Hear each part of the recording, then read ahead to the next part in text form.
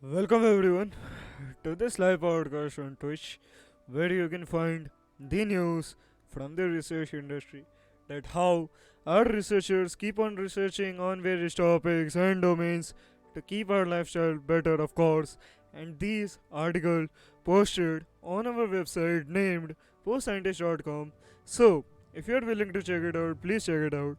Otherwise, listening to this podcast will be enough for you guys, as it acts like an archive on the daily basis, providing you the information from the research industry itself. So, without wasting any further time, let's get started with the first topic of the day.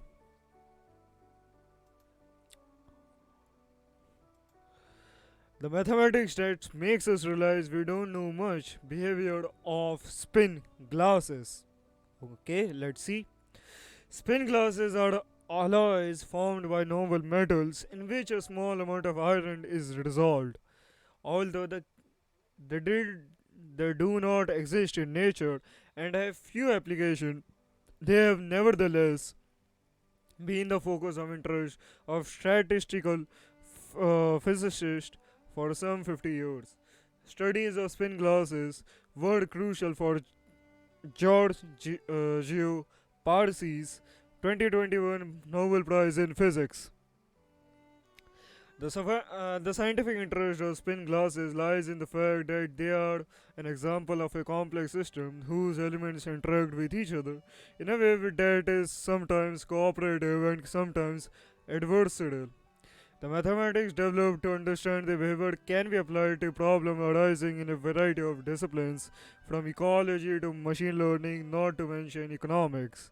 Spin glasses are magnetic systems, that is, systems in which individual elements, the spins, behave like small magnets. Their peculiarity is the co-presence of ferromagnetic type bonds, which tend to align the spins, with antiferromagnetic type bonds, which tend to orient them to opposite directions.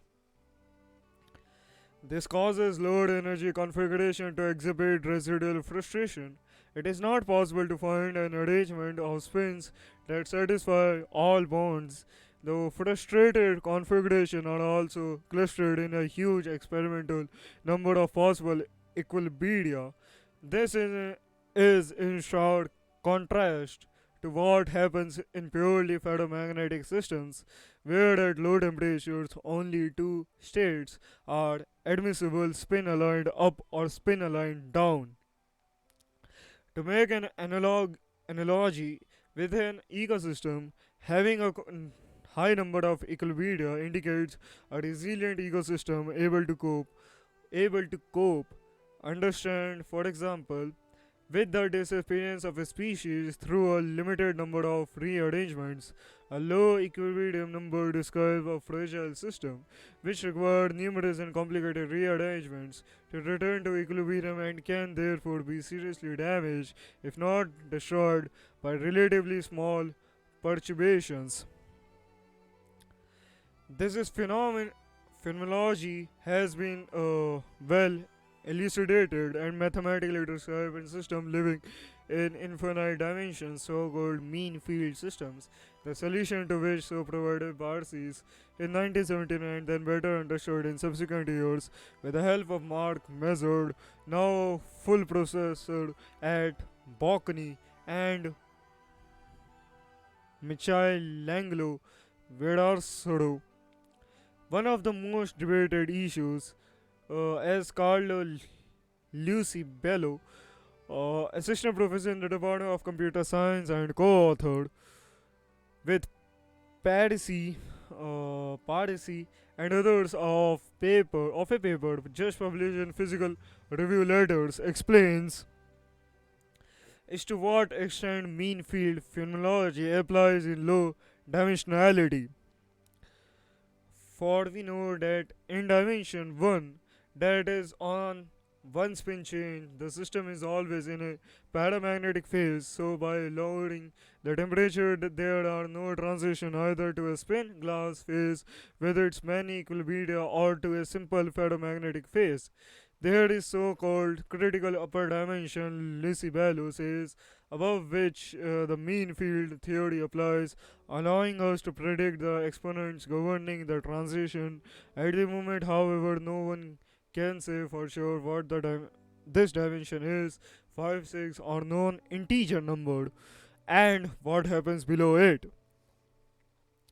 The paper just published by Lucy Bello and co-author introduced a new mathematical technique for analyzing finite dimensional systems. The new theory predicts a critical higher dimension of 8, so we can reasonably conclude that spin glasses in our three-dimensional world are unlikely to be described by a mean field theory, and that there is still a lot of work to do in this branch of theoretical physics. So, this is the challenging phase for our physicists and researchers who didn't able to understand the behavior of spin glasses. So, I mean, of course, everyone is being very surprised in front of everyone, but still many of the time researchers or scientists didn't able to recognize it or mention those points. So great man. Moving on to this next topic. Probiotic backpacks show promise for treating inflammatory bowel diseases. Okay, let's see. Like lead firefighters headed into the wilderness to combat an uncontrolled blaze, probiotic bacteria do a better job quelling at gut inflammation when they are equipped with belched gear. A new study by researchers at the University of Wisconsin Madison demonstrates just how much promise some well-equipped gut-friendly bacteria hold for improving treatments of inflammatory bowel diseases. IBD, including Crohn's disease and ulcerative colitis, led by Kyun Yen Hu, a biomedical engineer professor in the UW Medicine School of Pharmacy. The researchers build, builds on technology the team had previously designed. Their prior technology encases beneficial bacteria within a very thin protective shell to help them survive on onslaught of stomach acids and competing microbes long enough to establish and multiply in the guts of mice. While the technology makes orally administered probiotics more effective, IBD is a complex disease that usually involves more than gut microbial communities that are out of whack. IBD is a complicated disease and you need to attack it at different angles, says Who. So, Hugh and his colleague devised specialized nanoparticles to neutralize molecules implicated in IBD. They have also figured out a way of attaching these nanoparticle backpacks to beneficial bacteria after encasing them in the protective coating. While the root causes of IBD are complex and still being studied, one culprit involves the overproduction of molecule known as reactive oxygen species. These molecules are crucial for certain human body functions, but too many of them in the gut can fuel damaging inflammation along the lining of intestines. Enter the nanoparticle backpacks. The tiny particles are part sulfide and part high alluronic alluronic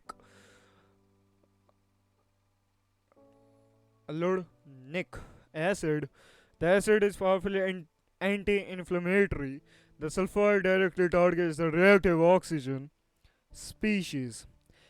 Conducted in mice, Hugh latest research showed that probiotic bacteria Escherichia coli Nicil 1917 engaged in a productive shell and outfitted with the nanoparticle backpacks are significantly better at revealing IBD symptoms with the counterparts without the additional gear. The finding was reported in November 11 in the journal Science Advances. The researcher estimated the effects on the treatment into two ways by measuring changes in the weight and changes in the colon length of mice with IBD that did and did not receive the treatment. Like humans, mice with IBD commonly experience weight loss and colon shortening as the disease progresses. Hugh and his colleagues found that mice that received the full treatment experienced the least amount of weight loss and much less colon shortening than their counterparts that received partial or no treatments. Current treatment options depend on the state and severity of diseases, whereas Hugh and his colleagues said they have sought a more holistic treatment that could be effective at any stage. That's the most exciting part of this research for me, says who. We didn't want to target a specific IBD stage. We wanted to select the most important factor that contributed to curing or treating the disease at whatever stage. Additionally, the treatment is administered orally, which could make it a palatable alternative to other more invasive forms of IBD treatment, such as partial or complete remove of the colon.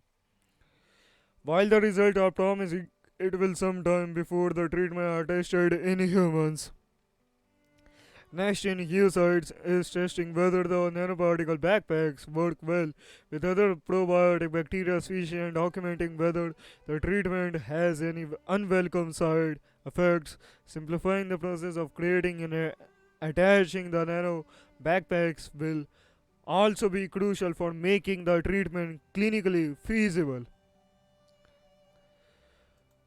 Moving on to our next topic, using an acoustic field to create a liquid metal conductive network inside a polymer. Okay. A team of researchers at the Korea Advanced Institute of Science and Technology, working with a colleague from Institute for Basic Science, both in the Republic of Korea, has found an easy way to create an electronic network inside a polymer. They use an acoustic field to connect liquid metal dots. In their paper published in the journal Science, the group describes their technique and its possible uses. Ryuri Kyo and Shi Yang Tang with the University of Queensland in Australia and the University of Birmingham in the UK, respectively, have published a perspective piece in the same journal outlining the work done by the team. As portable devices have become mainstream, consumers have demanded more ease of use. One such call is for devices to be bendable and or stretchable. It is believed such a change would make them fit more easily and naturally in pockets or purses, and they might be more comfortable in the hands as well. But that has presented a problem as well. Such metal typically react with oxygen, leading to the formation of an oxide skin, which is not conductive. In the new study, the researchers have found a way around this problem by using an acoustic field to create a bridge between liquid metal drops, which they then embedded in a polymer. To create an electronic network using the technique, the researcher printed gallium based liquid metal drops onto a surface while also applying an acoustic field. The vibrations from the field led to the formation of mini drops, forming a bridge between the larger drops, which allowed for the formation of a conductive network and that allowed for the construction of a circuit. After the oxide skin formed, the liquid metal network was embedded inside of a bendable, stretchable polymer. The result was a circuit that could be both bent and stretched. Testing showed that under strain, the individual beads of liquid metal stretched into oval shapes, allowing the circuit to continue conducting electricity. Okay. Physicists prove causes of light shortening dwell fatigue in titanium. Okay, let's see. Dwell fatigue is a phenomenon that can occur in titanium alloys when held under stress, such as a jet engine fan disk during takeoff. This peculiar failure mode can initiate microscopic cracks that drastically reduce a component lifetime. The most widely used titanium alloy TI6AI4V was not built to exhibit dual fatigue before the 2017 Air France Flight 066 incident, in which an Airbus en route from Paris to Los Angeles suffered fan disk failure over Greenland and forced an emergency landing. The analysis of that incident and several more recent concerns prompted the Federal Aviation Administration and European Union Aviation Safety Agency to coordinate work across the aerospace industry to determine the root cause of dwell fatigue. Of course, man, it's a major issue which he is trying to solve it. So, I mean, okay, let's see what's our experts say about on this topic. According to expert, metal deform predominantly via dislocation, slip, the movement of line defects in the underlying crystal lattice. Researchers hold that dwell fatigue can initiate when slip is restricted to narrow bands instead of occurring more homogeneously in three dimensions. The presence of nanometer scale intermetallic Ti3AI precipitates promotes band formation, particularly when processing conditions allow for their long range ordering. Things get dicey when this banding behavior occurs across a contiguous group of soft oriented grains termed a microzone, researchers explained. The resultant deformation concentration where the band meets a hard oriented grain outside the microzone leads to a concentration initiating the cracking process. Further complicating things, dislocation slip occur intermittently is in bursts or avalanches, similar to how a small fault slippage events can initiate more significant earthquakes. The magnitude and frequency of the avalanches strongly influence the initiation of dwell fatigue. In a recent study of multinational team, including current and former Lawrence Livermore National Laboratory (LLNL), scientists researchers used synchrotron X-rays to track discrete slip avalanche event in titanium held under load at room temperature. A team formed from Imperial College London provided specimens of specially prepared Ti7A, an alloy representing a surrogate for the primary phase in Ti6AI4V. The population of 2-point effects and types were modulated across the specimen. Interstitial oxygen content and the amount of ordered Ti3AI precipitates. The study published in Nature Communications showed that where the Ti3AI exhibits ordering, slip avalanches are more severe in associated stress magnitude and contrast, increasing the amount of interstitial oxygen pH to reduce the severity, promoting more frequent smaller avalanches. This work offered a novel mesoscale view of the intermittent deformation events, little bursts of plastic slip, underpinning dwell fatigue, specifically how the frequency and magnitude of those events depend on oxygen content, and allowing said co-authored at LNL physicist Joel Bernier. These data can help guide processing to avoid microstructures that have a del- deleterious effects on resistance to dwell fatigue. Bernier helped execute high energy X ray diffraction microscopy measurement at the cornell high energy synchrotron source CHES and performed the data reduction using the NL developed HexRD software library.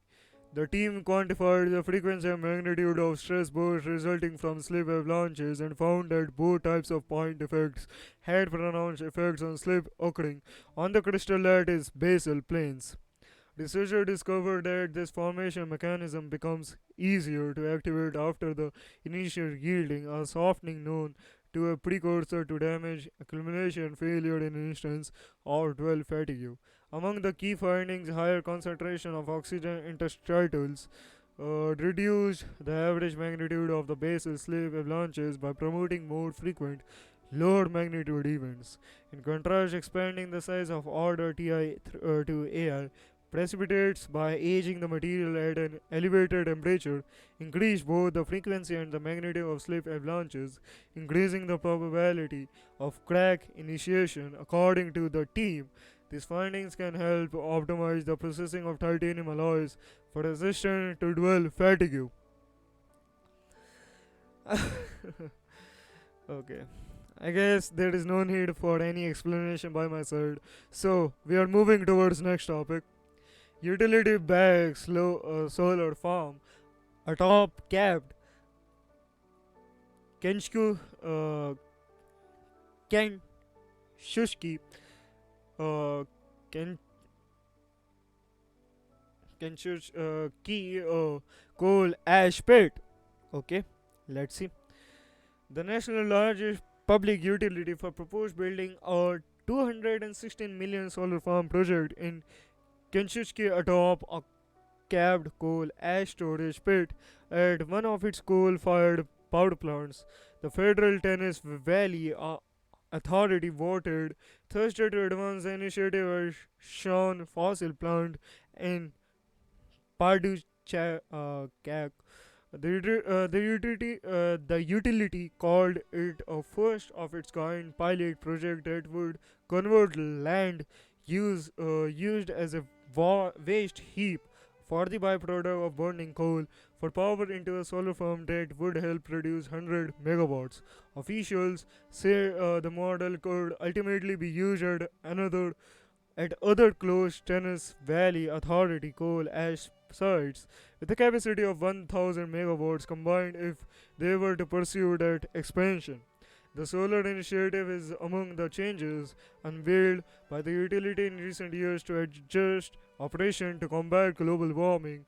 Environmental advocates, however, have continued to note that TVA's efforts still fall short of the goal by President Joe Biden administration for a carbon pollution free energy sector by 2035. Moving quickly on, this solar cap installation option at the Shan site allows us to move further and faster as we build out towards our renewable generation goal while we balance the affordability, reliability, and resiliency that our customers depend on. Don Mall TVA's chief operating officer said during a board meeting Thursday in Starkville, Mississippi. TVA has said installing the solar panel at the 300-acre coal ash site, which is in the process of being closed, would not compromise the turf used to cap the waste. The projection can tap into the transmission infrastructure already in place at the plant, which burns coal to generate approximately 8 billion kilowatt hours of electricity a year, enough to supply 54,000 homes. Additionally, TVA officials are looking into whether the new Federal Inflation Reduction Act could help the project along. Pending environmental and regulatory reviews, the project could be operational within 2 years, Mole said. Amy Kelly, tennis representative on the City Club Beyond Coal campaign, said the group is encouraged by TVA's initiative to place cheaper, reliable, and clean solar power on the closing ash pounds at Shawnee. But she also said it is also critical that TVA clean up the toxic mess left behind from more than 6 decades of burning coal. She said TVA should move toward further solar development, noting that the utility manages among almost 300,000 acres of land. Kelly said coal ash is in unlined pits at Shawnee, contem- uh, con- contaminate, contaminating groundwater. TVA spokesperson Scott Brooks said that when its groundwater monitoring shows corrective action is necessary, the utility takes those steps outlined in the federal coal ash rule and state rules. Kelly also said renewables should be considered instead of natural gas, as the wind down work at aging coal power plants. Switching to natural gas is under consideration for TVA's Kimberland and Kingston coal plants in tennis through final decision haven't been announced yet. TVA already has planned to add 10,000 megawatts of solar powered to its system by 20.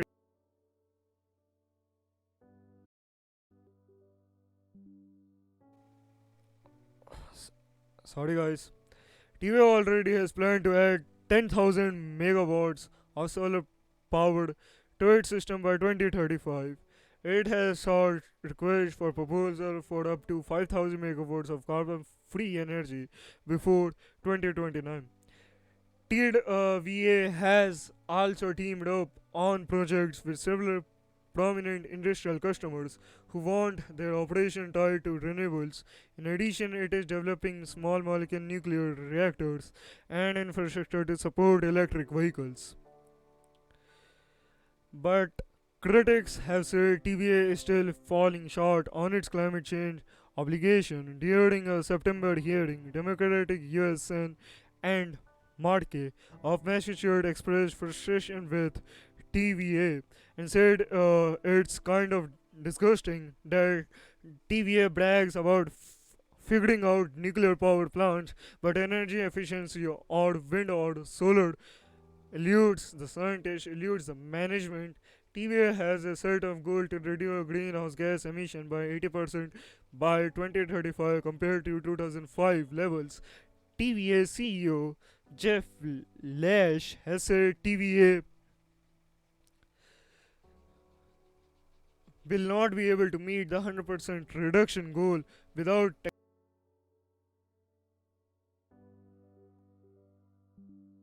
Sorry, guys.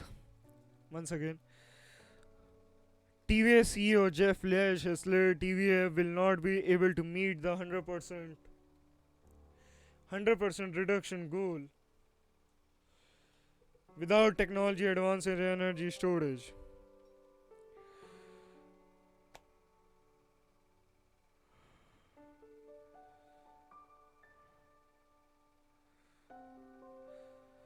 Carbon capture and small molecule nuclear reactors, instead aiming of 80%. The utility has its own aspiration goal of net zero emission by 2050. There are enough TVA nominees selected by Biden currently awaiting the Senate confirmation to make up a new majority on the board. TVA Power provides electricity to local power companies, serving 10 million people in the Tennessee and parts of 6 surrounding states. Okay, moving on to our next topic. Unmanned solar powered US space plane back after 908 days. Okay, okay, let's see.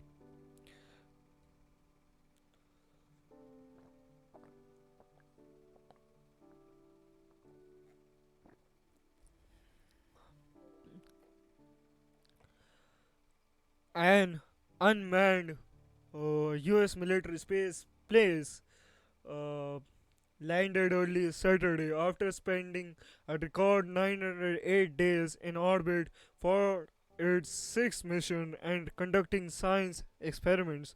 The solar powered vehicle, which looks like a miniature space shuttle, landed at NASA Kennedy Space Center. Its previous mission lasted 780 days.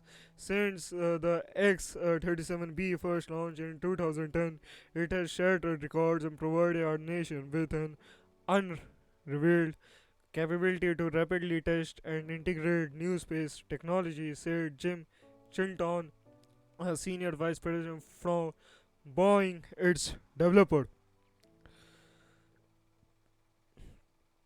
For the first time, the space plane hosted a service module that carried experiments for the Naval Research Laboratory, US Air Force Academy, and others. The module separated from the vehicle before deorbiting to ensure a safe landing. Among the experiment was a satellite dubbed the FalconSat 8 that was designed and built by academic cadets in partnership with the Air Force Research Laboratory. It was deployed in October 2021 and still remains in orbit. Another experiment evaluated the effects of long duration space exposure on seeds. This mission highlights the Space Force focus on collaboration in space exploration and expanding low cost access to space of our partners within and outside of the Department of the Air Force, said Jen Chance Saltzman, chief of the space operation. The X 37BE has now flown over 1.3 billion miles and spent a total of 3,774 days in space. Moving on to our next topic. Like the moon, astronauts flock to Spanish Isles to train. Okay. Kneeling on the edge of a deep uh, crater, astronaut Alexander Crust uses a chisel to collect a sample of volcanic rock, which he carefully puts inside a white plastic bag. Gush is not on the moon, even if it looks like it. He is in the middle of Volcans National Park on the islands of Lanzarote in Spain, Canary Islands off the northwest coast of Africa, with its blackened lava fields, craters, and volcanic tubes. Lanzarote geology can be uncannily similar to that of the Moon and Mars, so the European Space Agency ESA and the NASA have for years been sending astronauts to the islands to train. This place has lavas that are very similar to the ones that we find on the moon. Ghost, a 46-year-old German astronaut with the ESA, told AFP. He said the island was a unique training ground. Gush, who has completed two missions on the International Space Station, is one of about a dozen astronauts who have taken part in the ESA Pangaea training course in Lanzarote over the past decade. Named after the ancient supercontinent, Pangaea seeks to give astronauts as well as space engineers and geologists the skill needed for expeditions to other planets. Sorry. Trainees learns how to identify rock sample and collect them, do on the spot DNA analysis of microorganisms, and communicate the finding back to mission control. Here, they are put into the field of experience, the exploration of a terrain, which is something they will have to do on the moon, said Francisco Soro, the technical director of the course, 6 year adoption.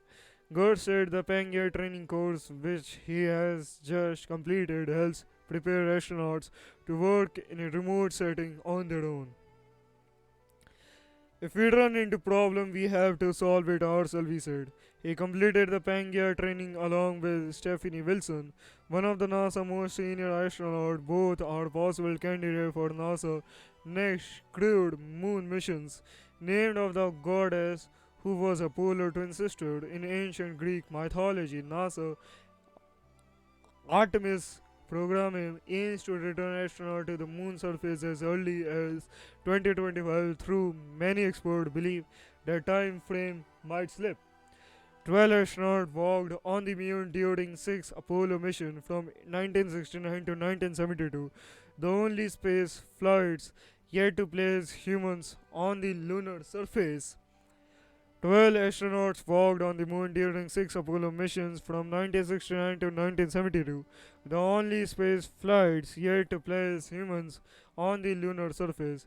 NASA and the ESA has regularly used Lanzarote landscape of twisted mounds of solidified lava to test Mars rover's remote controlled vehicle designed to travel on the surface of the red planet. Lanzarote's unique geography stems from a volcanic eruption that began in 1730 and lasted 6 years spewing ash and lava over large swathes of land. Considered one of the greatest volcanic catalysms in recorded history, the eruption devastated over 200 square kilometers, 77 square miles of terrain, about a quarter of the island, which is currently home to around 156,000 people, see far away. Okay. While there are many other volcanic areas such as Hawaii that could be used for astronaut training, Lanzarote has the advantage that it has little vegetation due to its desert-like climate.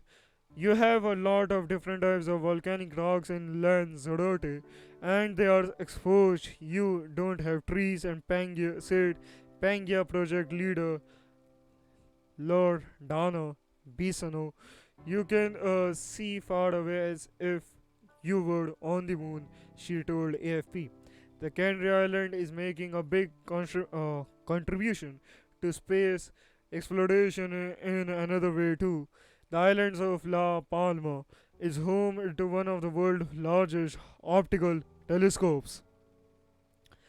Located on a peak, the Great Kennedy Telescope is able to spot some of the faintest, most distant objects in the universe. La Palma was selected as the site for the telescope because of its cold like skies and relatively low light pollution. Okay, moving on to its next topic. NASA moon rocket endured hurricane set for first stage flight. NASA moon rocket needs only mirror repairs after enduring a hurricane at the pad and is on track for its first test flight next week, a top official said Friday. Right now, there's nothing preventing us from attempting a launch on Wednesday, said NASA Jim Free, an associate administrator. The wind never exceeded the rocket design limits as Hurricane Nicholas swept through Kennedy Space Center on Thursday, according to Free, but he acknowledged if the launch team had known in advance that a hurricane was going to hit, they likely would have kept the rocket indoors. The rocket was moved out of the pad late last week for its 4.1 billion demo mission. Gusts reached 100 mile per hour, 162 kilometer per hour atop the launch tower, but were not nearly as strong further down at the rocket. Computer models indicate there should be no strength or fatigue issues from the shown even deep inside the rocket. Free noted. NASA had been aiming for an early Monday launch, but put it on hold for 2 days because of the storm.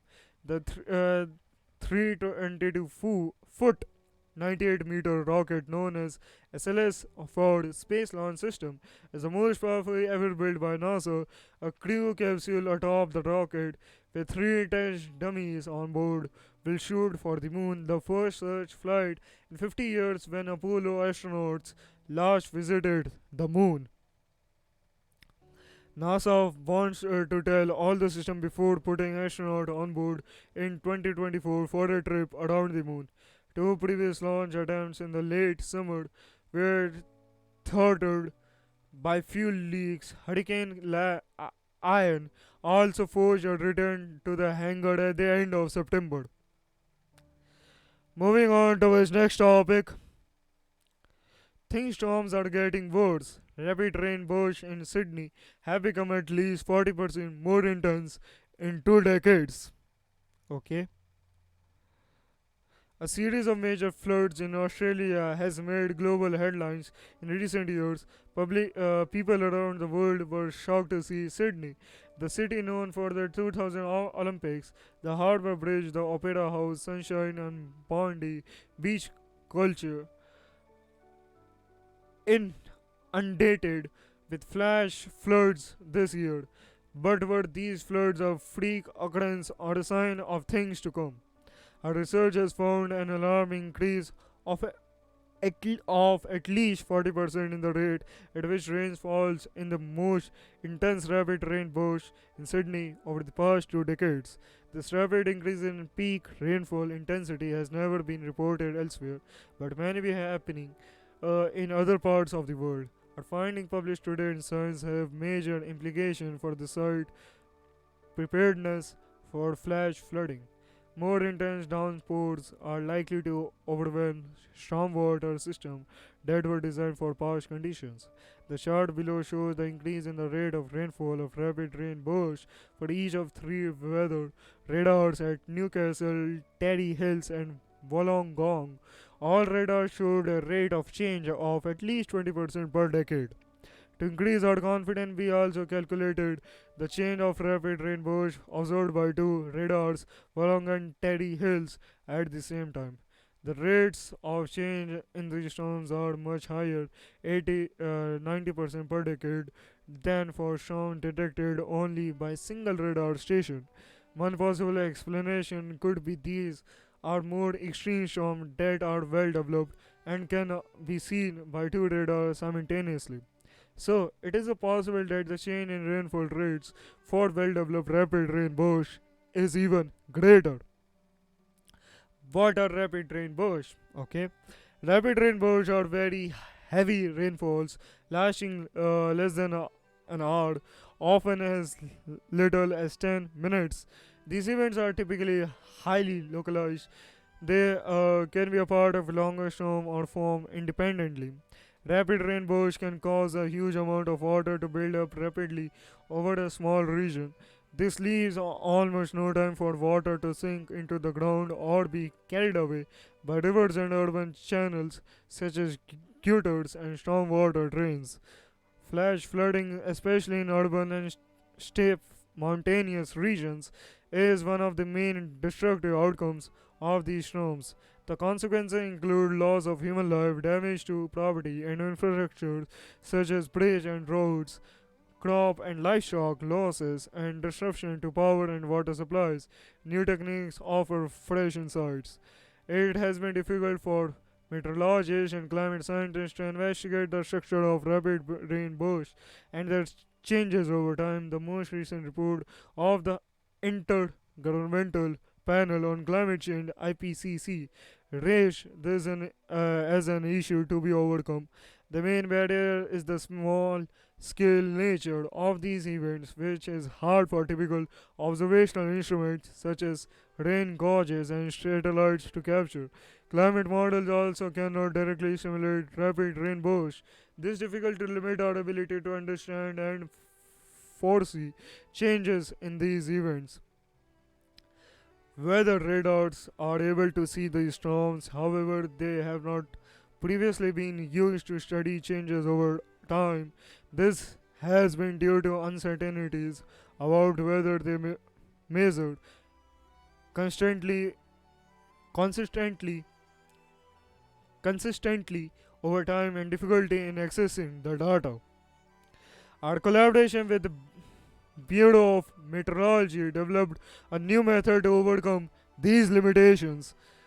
We used Sydney weather radar maps produced by three overlapping radar stations at Newcastle, Terry Hills, and Wollong over 2 decades. Benefiting from image processing techniques, we identify and track storms observed by more than one radar at once.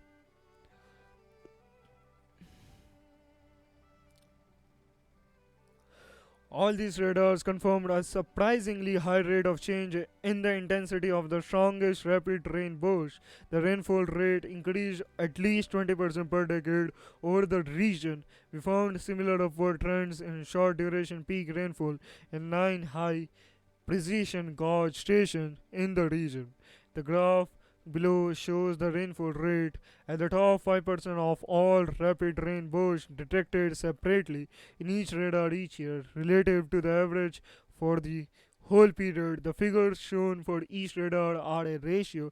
It's calculated by dividing the rainfall rate of the top 5% of the rapid rain bursts each year by the average rate for such rain bursts over the whole period covered by the radar.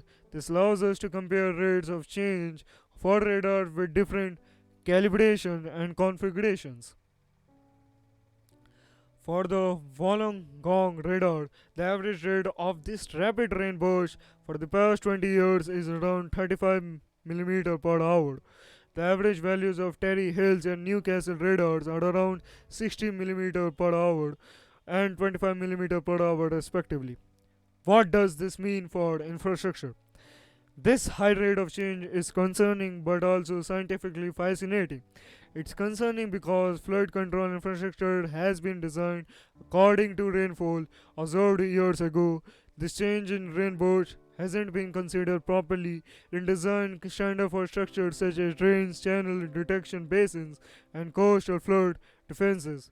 And in intensification of 40% in only 2 decades means we must reevaluate existing flood control systems and standards.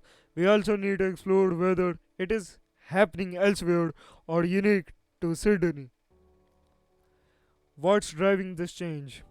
Despite this dramatic increase in the intensity of rapid rain bursts, we found little, if any, change in daily or even hourly rainfall over the same region. It's not clear why such large changes in precipitation bursts could happen without changes in the average rainfall over whole storms. This finding indicate that we have more to learn. Although the reason for this unexpected change in rapid rain bursts are still unknown, we showed it can't be explained by regular climate variabilities such as El Nino Southern Oscillation, Indian Ocean Dipole, and Southern Annular Mode. Ruling out this explanation leaves climate change as a plausible factor in these changes. Further research into storms is needed to understand the underlying contribution of climate processes. The next step is applying this new technique of weather radar analysis more broadly, including other cities around the world, to explore the possible causes of this alarming change in our storms. Of course, man. Moving on to our next topic. New psychology research suggests are your favorite song reveal your attachment style. Okay, let's see. What does having a particular artist on repeat tell us how about how to or how not to navigate our romantic lives, friendship, and family ties? Whether it's a daily or the weekend, on your go to playlist, the lyrics can say a lot about you, and it's all related to attachment styles or how people typically think, feel, and act in relationships. I'm interested in the role music plays in people's lives. Since humans started making music tons of thousands of years ago, songs across culture have always focused on relationship, getting into one, maintaining one, or breaking up. So I wondered, do people listen to music that mirrors their experience in relationship? Says Raven Ali, who graduated with a PhD from the Department of Psychology in the Faculty of Arts and Science in 2019. In a new study published in the journal Personal Relationship, Ally and Department of Psychology professor Geoff MacDonald and Nicholas Rule found that people individual attachment styles correspond with the lyrics of their favorite songs. In other words, we tend to return to the tunes that spell out what we are going through in a relationship, for better or for worse. Lyrics matter, so pay attention to them, says Ally, who is also a physician who earned his MD at McMaster University. The lyrics of your favorite song about relationship may help validate your thoughts and feeling, may also reveal things about your experience of relationship that you might not have realized, something that you are going through repeatedly, that you keep coming up against. First, a refresher on attachment styles, which can roughly be considered as four categories, says LA. And socially attached people worry, uh, about being rejected and seek a lot of reassurance about their relationships. On the other hand, avoidantly attached people respond to their negative expectation of the relationship by closing off emotion and intimacy in favor of independence. People with a mixed attachment cycle style have confused expectation fluctuating between clingy and cold. Lastly, secure people have optimistic outlooks on relationship and are open communicator- communicators and trust their partners. We asked about 570 people to tell us their favorite song and then coded the nearly 7,000 song for the attachment style that their lyrics expressed. In turn, we consistently found that avoidantly attached people preferred music with avoidant lyrics, says Li. I expected to see a clear relationship with and anxiously anxiously anxiously anxiously attached people and anxious songs because they are the most emotional, but surprisingly this was the most tenuous result. The strong avoidant connection is reflected not only on an individual level but on a societal one as well. In a second study, the researcher coded over 100 Billboard number one hits from 1946 to 2015 for these attachment themes and found that the lyrics have become more avoidant and less secure over time. Popular music lyrics are running parallel to sociological trends of social disconnection, people valuing independence over reliance on others and feeling more isolated, says Alive. If we are listening to music that reflects our relationship back at us, is that helping or hindering our relationship skill? Li says this is the next step in the research.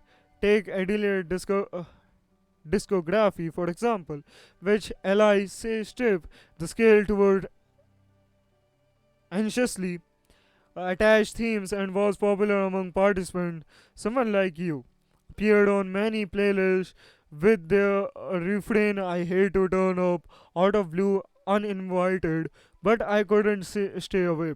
I couldn't fight it. I had hoped you did see my face and that you did be reminded.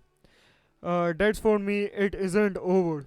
If someone is an anxiously attached person, listening to someone like you on repeat cause more harm than good. According to Alien, it all starts with self awareness of your own attachment style. As an anxious person, you should recognize that you are vulnerable to a negative feedback loop, and your emotions know Balling says alive music can be a very powerful exist exacerbator of that because it can stimulate deep emotional memories, ultimately reinforcing your worries. Ideally, fans may be having very different relationship, experiencing compared to these to those listening to the weekend's Heartless with lyrics like trying to be a better man, but I'm heartless. Never be a wedding plan for the heartless low life for life, cause I'm heartless. It's a prime example of an avoidant song, says Li. His advice: listen to a song a few times to help you process what you are going through and express your thoughts and feelings. You can decide whether listening to songs that reflect your experiences back at you in is either helping you or reinforcing destructive behavior for yourself. At some point, you may find it more productive to listen to music and provides a sense of security. A popular throwback among participants was Sony and Cheers. I got you, babe. Then put your little hand in mine. There ain't no hill or mountain we can't uh, climb. It's pretty much a manual on how to be secure later, says Ally.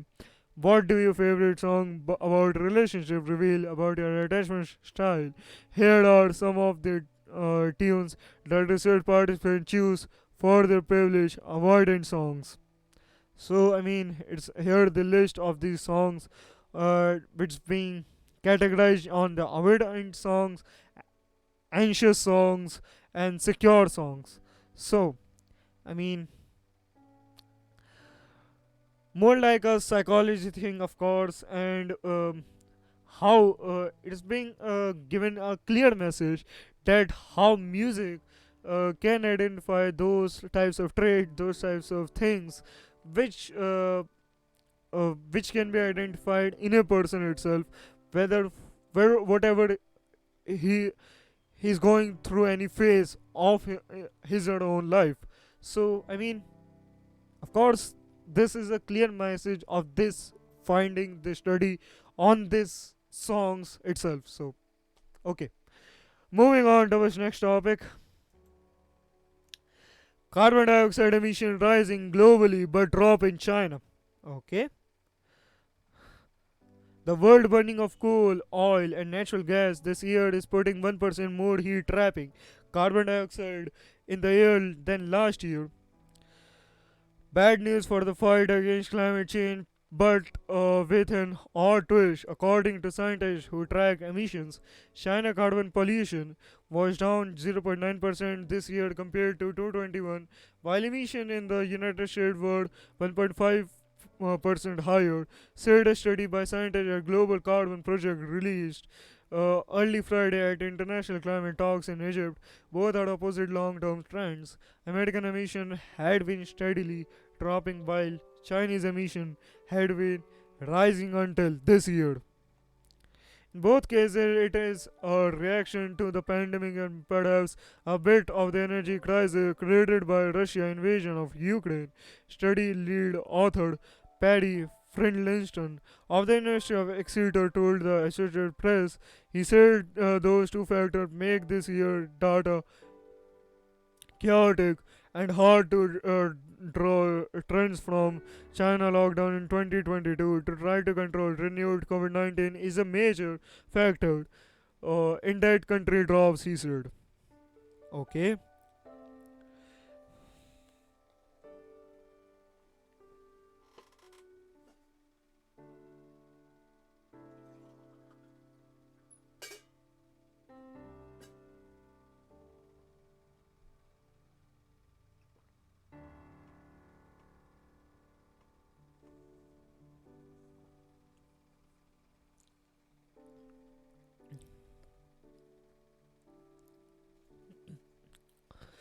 Much of the jump was in transportation, cars, and air travel, with people limits on travel during the pandemic wearing off. Finlayson said, while global carbon pollution is still increasing, it isn't increasing at as a fast a rate as 10 or 15 years ago.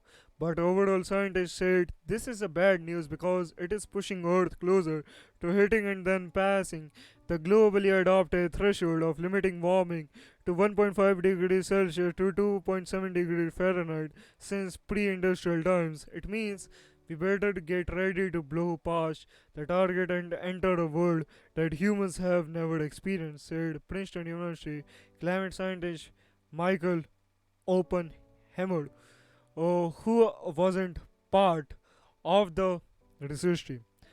Finlayson team, along with other scientific reports, figured Earth on can only put 380 billion metric tons, 1419 US tons of carbon dioxide into the Air Force. Earth reaches the 1.5 degree mark. That's about 9 to 10 years worth of emission, meaning the globe will likely hit that point around 2031 to or 2032. The time for 1.5 is running out, Finlayson said. This is bad news, said Brown University climate scientist Kim Cobb, who wasn't part of the research team. It's hard to see uh, any silver lining to rising emission when we must cut emission in half by 2030 to keep global warming to an absolute minimum. In 2020, the world is on track to put 36.6 billion metric ton, 40.3 billion US tons of carbon dioxide in the air from energy and cement use. The study calculated that's the weight of the Great Pyramid of Giza in carbon dioxide spewed every 75 minutes. In addition to the United States seeing emission go up, India had a 6% increase in 2022, while Europe had a 0.8% drop. The rest of the world averaged a 7.7% carbon pollution jump. Pollution from coal jumped 1% from last year. For oil, it went up 2%, and for natural gas, it went down 0.2%. The report said about 40% of the carbon dioxide comes from burning coal, 33% from oil, and 22% from natural gas, Frinlingston said. The team calculates emission levels through the early fall using data provided by top carbon emitting countries, including the US, China, India, and Europe, and then makes projection for the rest of year. Oh, of course, man, of course, right. While there are limitations to projection, Oppenheimer said, "This is the A team on CO2 emission and the carbon cycle. They know what they are doing. Carbon emission from fossil fuel plunged 5.3% 2020, but rebounded 5.6% last year, spewed by China, but now have completely erased the pandemic drop and are back on a slowly rising trend." Flynn Langston said the team also shook at overall emission, including the effects of land use. When land use is factored in, emission are flat, not rising slightly, he said. So these are the study, these are the findings given by our researchers. I mean, if you are going to put my input on this topic, every person, every country, every developing country or developed country already be using those things or fossil fuels which being uh, which being used to various growth. Otherwise, I mean, how can a developing country will be converted into a developed country? So it's better to consider them uh, and doing proper action according to their economic status, not just only focusing on the climate and everything. I mean, I'm not against the climate or sustainable environment. Of course, I am, because we need to protect our Mother Earth, but still, it's a requirement to, I mean, compete with these developing countries. We have to, or they have to take necessary action. Otherwise, it's being it's being a hypocrite hypocrisy for every countries out there which is already developed, which is already have the technology, and not have technology which is a poor state and trying to convert into developed countries. So I mean, this is my viewpoint on this topic. So I mean, great. At last, I just wanna say, you guys, keep researching, stay curious, stay healthy.